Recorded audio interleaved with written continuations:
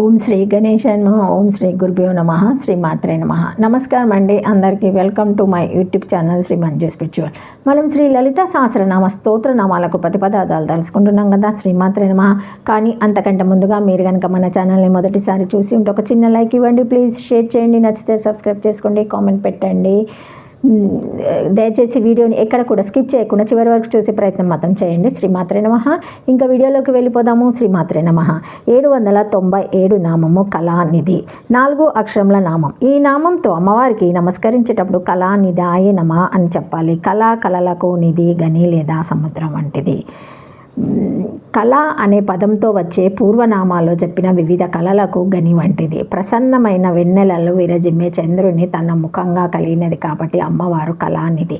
శ్రీ విద్యకు సంబంధించినంత వరకు ముఖ్యమైన కళలు 2. ఒకటి శబ్దగ్రహణము లేక శృతి విద్య, 2 రూపగ్రహణము లేదా క్రతు విద్య. శబ్దగ్రహానికి అవసరమయ్యే ఉచ్చారణ, శ్రవణము అనే 2 భాగాలు ఉచ్చారణకు సంబంధించిన వేదాలు.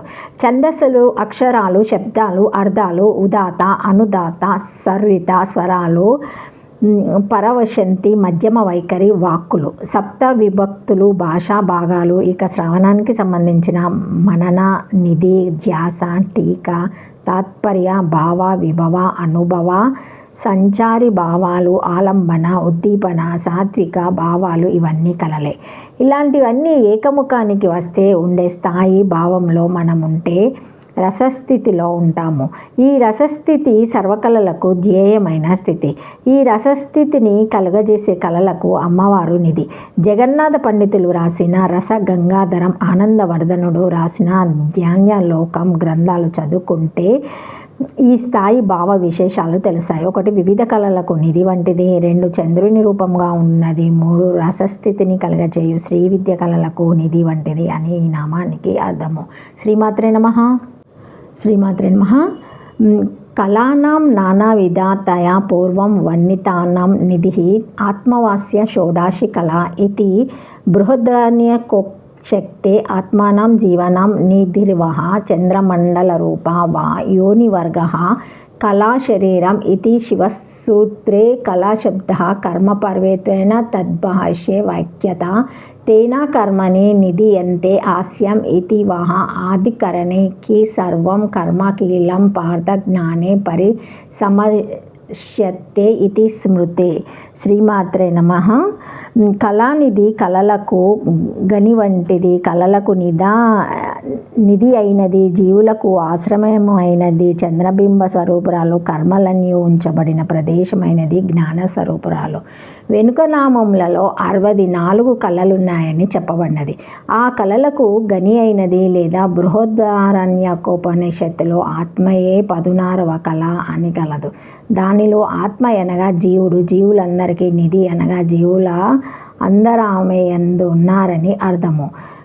లేదా చంద్రబింబ స్వరూపురాలు లేదా కళ శరీరమును శివసూత్రములలో కళా శబ్దమునకు కర్మము అర్థమని దాని భాష్యంలో వ్యాఖ్యానించిరి. దానిచే కర్మలన్నీ ఆమె యందుంచబడుచున్నాయి కనుక కళానిధి అయ్యెను. దేవీ ప్రాప్తి అనంతరము కర్మలు లేవని అర్థము, జ్ఞానస్వరూపురాలని భావము.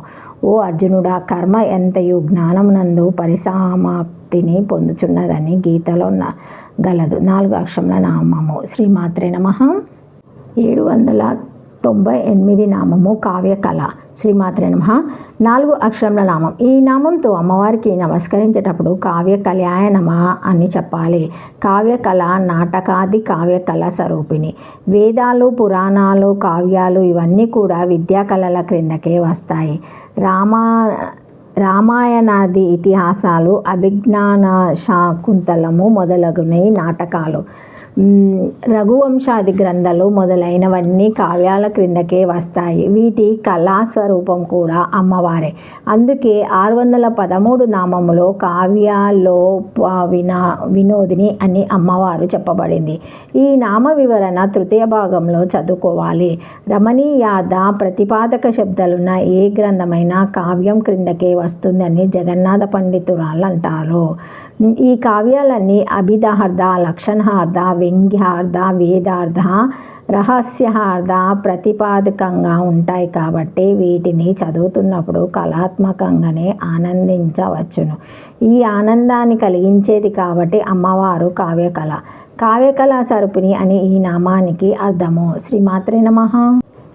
కవ్యై కర్మ కావ్యం తచ్చ నాటక బాణాడిమా ప్రవాసన భేదత్ అనేక విధం అగ్ని పురాణదో ప్రదర్శితం తదృశ కళాభి అంబాయ ఏవ రూపం ఉక్తం చ విష్ణుపురాణే కావ్యలాహ్వచ హేకిచత్ గీతా కాన్యా కిలా చ శబ్దమూర్తి ద్వారా స్వతః పునర్భవషన్మాత్న ఇది కావ్యోత్పాదక ప్రతిభైరవ కావ్యకళ ధ్యాన వివేచన కావ్య నిర్మాణ సామర్థ్యస్య ప్రదద్వాస్య తంత్రేషు భవిష్యో వర్ణనాత్ కావ్యాస శుక్రాస కావ్యస్య శుక్రస్య మృత సంజీవాన్యాఖ్య కళారూపవ. కావ్యకళ స్వరూపురాలు కావ్యరచన ప్రతిభ స్వరూపురాలు శుక్రాచార్యుని మృత సంజీవిని అయిన కళా స్వరూపురాలు. కవి చేసిన శబ్దార్థ రచన కర్మకు కావ్యం అని పేరు. ఆ కావ్యము నాటకము, ప్రకరణము, బాణము, డిమ్మము, ప్రహాసనము అను భేదములచే అనేక విధములుగా ఉన్నదని అగ్నిపురాణమున గలదు. తద్రూప కళలన్నీ దేవీ రూపములని అర్థము. ఈ విషయము విష్ణు పురాణంలో లోకములోని కావ్యములు, గీతములు అన్నీ శబ్దస్వరూపమును ధరించిన విష్ణుమూర్తి యొక్క శరీరం అని గలదు. లేదా కావ్యములను రచించు ప్రతిభ కూడా కావ్యకళ అని చెప్పబడుచున్నది.